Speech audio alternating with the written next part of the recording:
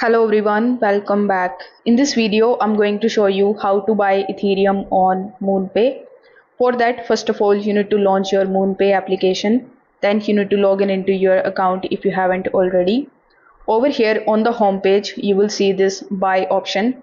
So you can either tap on this buy option, or the second thing that you can do is on the home page, you can just simply first of all tap on Ethereum. Then you can tap on the option of buy inside Ethereum. This way you will be landed here on this purchase page where Ethereum will be selected by default. Over here you need to simply enter the amount of USD that you want to spend in order to purchase Ethereum. It is also going to show you the equivalent amount of Ethereum that you are going to get.